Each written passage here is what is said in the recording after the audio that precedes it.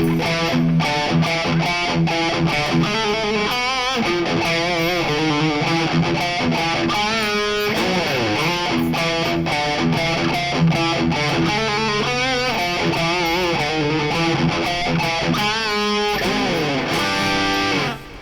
guys, welcome back. Today we're taking just a little remembrance, a little chat about Mr. Criss Oliva, the guitar player from the band Savatage, and he would have been 59 years old today. This is Monday, October 17th, 2022, when I'm recording this video. Criss passed away on October 17th, 1993, and this would be 29 years since he passed away. Savatage is the biggest band for me in terms of metal and hard rock and metal. Probably the most influential to me as a musician. So many songs, so many riffs, so many guitar solos. It wasn't about the chops with Criss, although he had chops galore. It was more about the feeling and the passion, not only in his solos but just in his songwriting and his riffs, and of course the combination of Criss and Jon Oliva, his brother, were unstoppable, magical combination. Criss influenced me a lot through the way he played riffs in terms of how he used octaves and how he accented certain notes, and just even like in with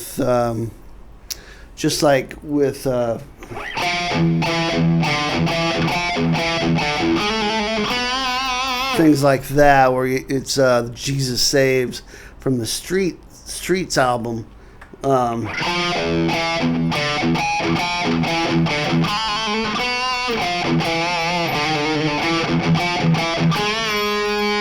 Just amazing how he used sort of this E Phrygian framework, but then tied in other notes with it.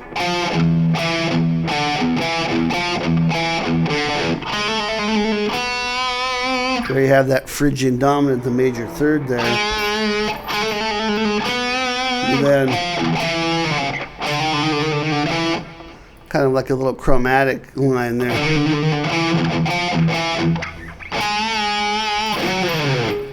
Just amazing, and his use of octaves.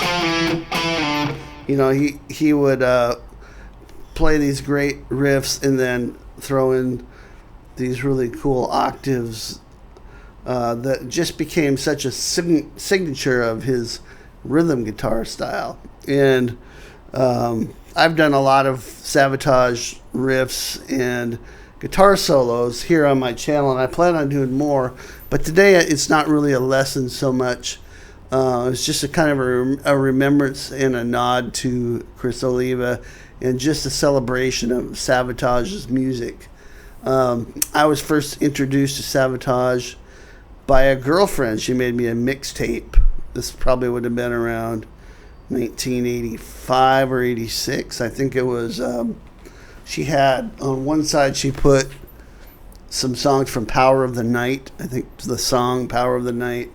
I think there was even a few songs from Fight for the Rock on there. I remember Red Light Paradise being on there.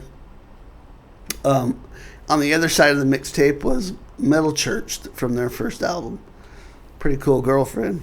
But that, the music spoke to me right away. It was something, it was dark, but it wasn't dark sort of in an evil way. It was kind of just mysterious and passionate, and there was something magical about it.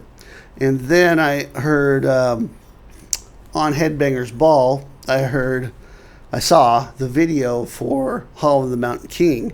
Went right out and bought that album, and that still remains one of my favorite albums to this day. Just an absolute classic. And, you know, the influence, obviously, Criss had a big influence on a lot of us. If you just go on Facebook, you'll find all sorts of tribute pages to Criss. and rightly so. You know, and even some pro players will recognize the greatness of Criss Oliva. His career just got cut. His life just got cut way too short by a drunk driver, and he would have had so much more output and so many more things to say on the guitar. But even so, what he did in the early Savatage albums, you know, all the way from Sirens to Dungeons Are Calling, Power of the Night, you know, Hall of the Mountain King, and then when they started getting more into the rock opera stuff, I love that too, with Gutter Ballet and then Streets. And then, of course, when Zak Stevens came on board for Edge of Thorns, that was another classic album. Absolutely loved that. And you can tell, even after Criss passed, they tried to carry on that tradition in Savatage, and eventually that blossomed into Trans-Siberian Orchestra. And if you go to a Trans-Siberian Orchestra show, you'll hear little snippets of Criss Oliva's playing. Sometimes they play Silk and Steel, the instrumental, as part of the introduction to the Trans-Siberian Orchestra stuff. And I mean, his legacy lives on. His brother Jon is still active in recording with his various projects. Zak Stevens, a great singer, still active, touring with Trans-Siberian Orchestra, has his bands now, Archon Angel, and I might have a little surprise for you guys in regards to Zak Stevens. Don't want to let the cat out of the bag yet, but there might be a little something going on, so to speak. But yeah, guys, this is just a little short video here, just to say, man, if you haven't heard the Savatage stuff, the early albums with Criss on them, go back and check those out. Trust me, just go back.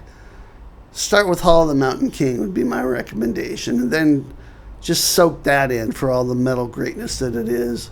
And then maybe go back to Power of the Night, check out those early albums, Sirens and Dungeons, and then really check out the progressive rock opera stuff with Gutter Ballet and Streets. Streets is one of those albums that's like a full story. And that one, you just need to sit down and soak the whole thing in at one time. Sit down with it, get your vinyl or your CD and get the lyrics out, and just sit down old school and listen to the whole thing and follow along with the story. I think you'll be blown away by the music and the really cool story. So that's it. Not really a lesson here, guys. Just wanted to talk about Criss since it's the sad anniversary of his passing, but we're not going to be sad. We're going to celebrate what he did leave us and recognize that his legacy lives on. So I've got lots of Savatage here on my channel. If you're a Savatage fan, I'll put some links in the description for some of the riff lessons I've done, as well as some of the solos I've done from Criss, and there'll be more to come for sure. If you're new to the channel, make sure to check also in the description box. I've got a free sweet picking guide for you guitar players out there, so make sure to check that out, and I'll see you next time. Rock on.